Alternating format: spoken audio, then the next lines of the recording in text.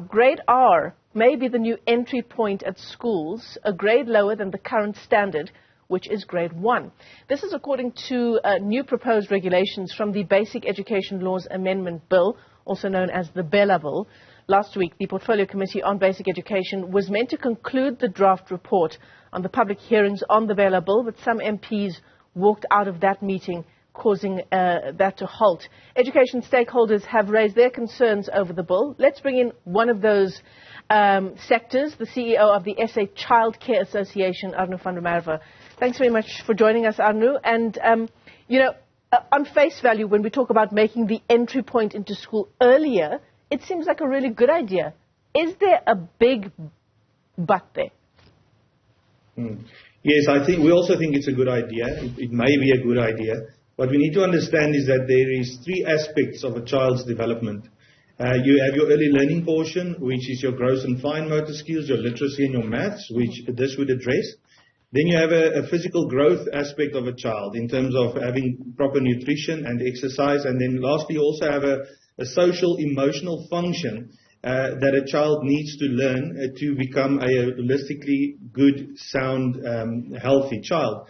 So the fact that grade R might be compulsory may be a good idea, may be a good thing. It depends on what the mode of delivery will be. And that's what we're saying is that if the mode of delivery will be a teacher standing in a classroom and teaching the children like in grade 1, 2 or 3, that would not suffice, and that would not give us what the intention, I believe, of government is. To get the children to a level where they have certain aspects of development met. So we're saying is that if that is the case and if grade R becomes compulsory, it should be learning through play. Research has shown that it develops children's problem-solving skills, it boosts creativity, and it helps to develop interpersonal social skills, which obviously is necessary for any child or a person growing up. For them to be a person that can contribute to the economy of South Africa and to society as a whole. Yeah. When you talk about this issue around mode of delivery, that's all of the discussion we've been seeing insofar as this chalk and talk approach, right? A lot of the critics of this part of the bill says that's not going to work. Having a teacher stand up at a whiteboard trying to explain key concepts to children of that age won't be successful in that way. Definitely, and that's also what we're saying, that won't be successful, so hopefully that won't be the case. We are still not sure what that would be. The fact is as well that if we're only going to focus on the early learning part of a child, we're missing on an opportunity to develop the child as a whole. So we need to understand that the child's development is not just early learning. It's social skills, it's nutrition, it's health, it's exercise, and that brings us to a point where that child develops properly, and then he can function as a member of society in the way that they should, and in a way that takes us as a country forward.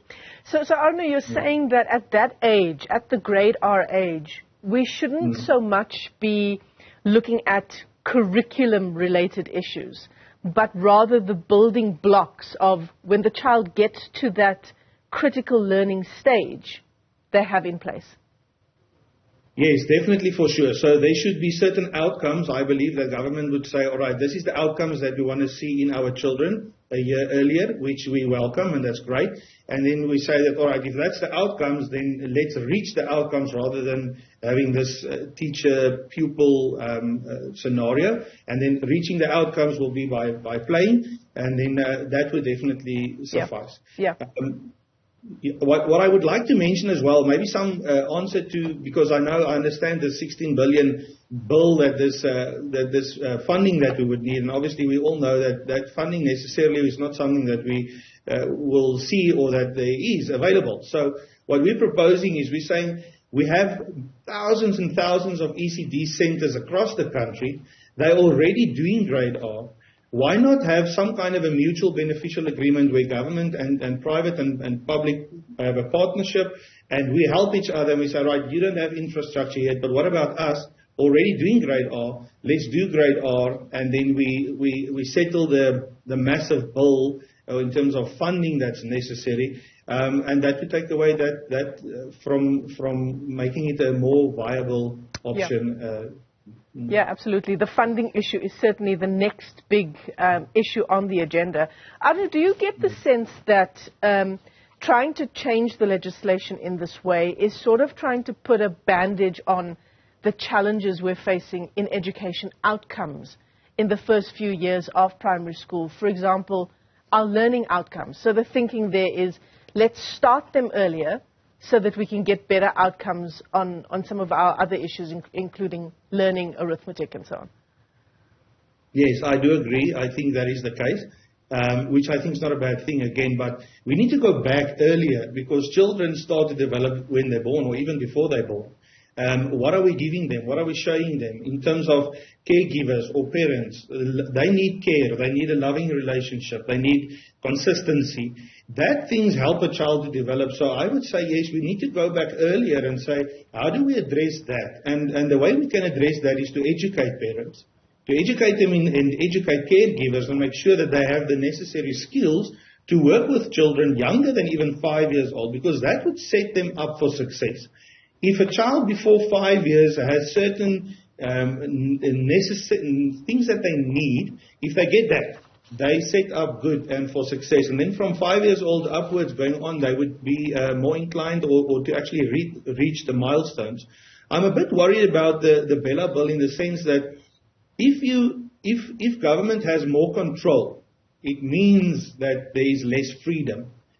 So I would suggest as a parent or part of a community that we must look at this thing very carefully and see that will we not relinquish our control of our children over to government in terms of this bill, and what would that look like and what would the children be taught, and are we okay with that or not? So I'm not suggesting we either for it or against it, but what I'm saying is that parents need to clearly and make sure that they understand what the bill entails, give the public opportunity, or ample enough opportunity to give their feedback in terms of what they want or not. Because you might sit with a situation where freedom of speech, freedom of association, it might be in jeopardy. And in terms of homeschool, if you look at that, there could be jail time now. If you choose to send your child or to do homeschool, but you don't register them properly, there's jail time. What does that look like? So you as a parent needs to look carefully at this Bela Bill. Yeah, absolutely. There are a whole range of issues up for discussion, which makes it all the more alarming that there was that walkout insofar as deliberations are concerned. What are some of the other big issues for you in this bill, Arno, that the public needs to keep in mind if we're going to weigh in on it? Look, the fact that there was an option that they wanted to sell alcohol at school, that's a big no-no. That shouldn't happen at all. I've heard that has been taken off. If that's the case, that's wonderful. Yeah. The main thing for me is just the fact that even having control over your governing bodies in terms of their language policy, in terms of their admission policy, to me that is an issue. We live in a democratic society. We live in a democratic country. And the people, the government works for the people, and the government is for the people. So we need to make sure that we keep our freedoms, the freedoms that we have, and we don't give control over necessarily, but rather saying, let's flourish in a society, in a democratic society, because that is where we are at, and that has proven to be the best option is democratic society, and let's then make sure that we don't give our freedoms over. So that is the main thing for me that I would say that we need to look at. How important is it, would you reckon, Arno, for the people who are watching this interview this morning and who are concerned either because they have children in school or because they're worried about our education system? You know, how important is it that we do weigh in?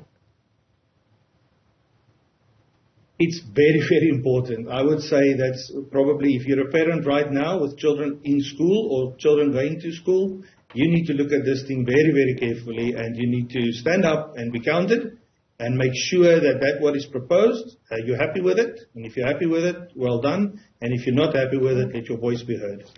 Arno van der Merwe, let me thank you for your time this morning. The CEO of the SA Childcare Association, the new Bela Bill, seeking to change a whole range of things, but including grade R as the new entry point at schools. Do have your say insofar as those public consultations are concerned.